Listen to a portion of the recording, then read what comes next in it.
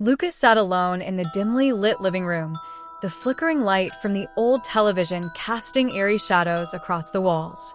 Outside, the rain battered against the windows and the wind howled through the trees, but the storm outside was nothing compared to the tempest that raged within him.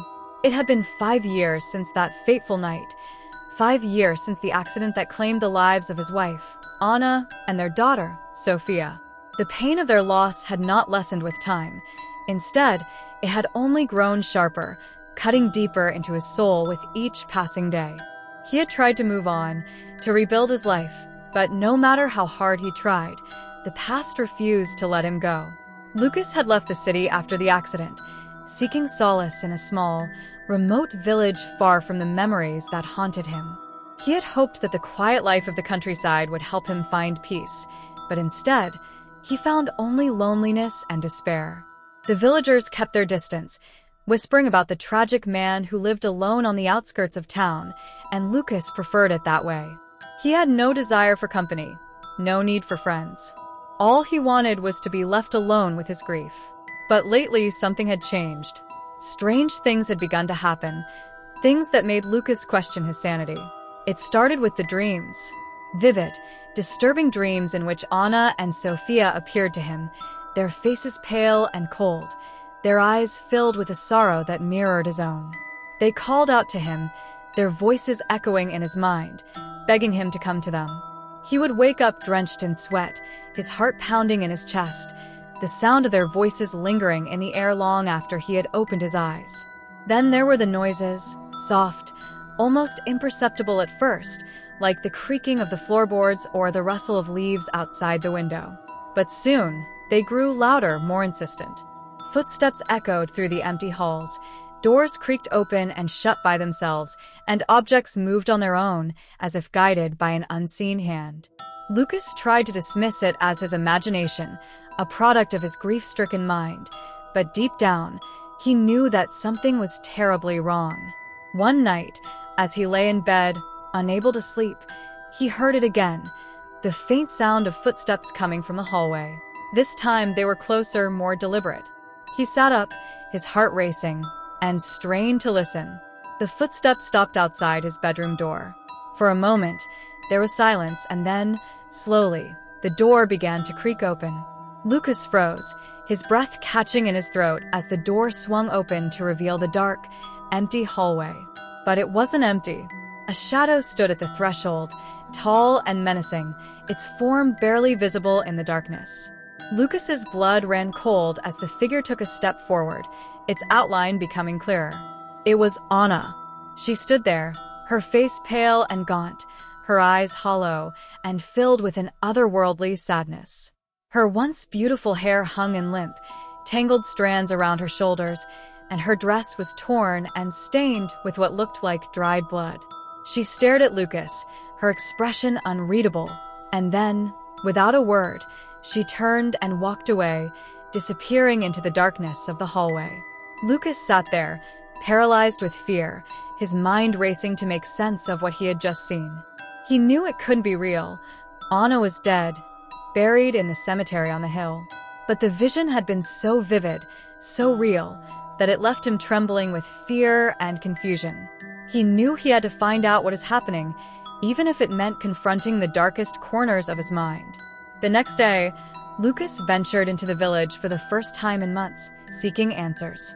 He found himself at the small, dilapidated church at the center of town, where the village priest, Father Miguel, welcomed him with a kind but wary smile. "You look troubled, my son," Father Miguel said, his voice gentle but firm. "What brings you here?" Lucas hesitated, unsure of how to explain the horrors he had witnessed.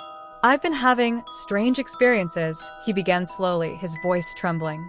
"I keep seeing my wife, Anna, but she's dead. I know she's dead, but she comes to me at night.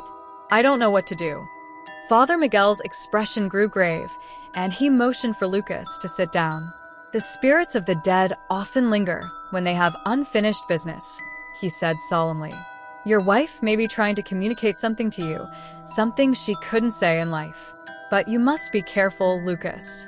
The line between the living and the dead is a dangerous one to cross." Lucas felt a shiver run down his spine at the priest's words. "What should I do?" he asked, his voice barely above a whisper. Father Miguel looked at him with pity in his eyes. "You must find out what she wants," he said. "Only then can she find peace, and so can you." That night, Lucas returned home, determined to face whatever haunted him. He sat in his living room, the only light coming from a single candle on the table, and waited. Hours passed, and the silence grew heavier, more oppressive. Just as he began to doubt himself, the temperature in the room dropped, and the candle flickered. Lucas looked up to see Anna standing in the doorway again, just as she had the night before. But this time, she was not alone. Sophia, their daughter, stood beside her, her small hand clutching Anna's torn dress. The sight of them together, both as pale and ghostly as the other, filled Lucas with a mix of terror and overwhelming sorrow. "Anna," Lucas whispered, his voice breaking. "Sophia, what do you want from me?" Anna took a step forward, her eyes locking onto his with an intensity that made his heart ache. "Come with us, Lucas," she said, her voice soft and haunting. "It's time to be together again." Lucas felt a cold hand close around his heart. He knew what she was asking, but the thought of joining them in death was too much to bear. "I can't," he choked out, tears streaming down his face. "I can't leave. I'm not ready." Anna's expression shifted, a look of profound sadness crossing her ghostly features. "Then you'll never be free," she whispered, her voice echoing in the cold, dark room. As she and Sophia began to fade into the shadows, Lucas reached out, desperate to hold on to them, but his hands grasped only empty air. The room fell silent once more, and he was left alone, his heart heavy with the weight of what he had lost.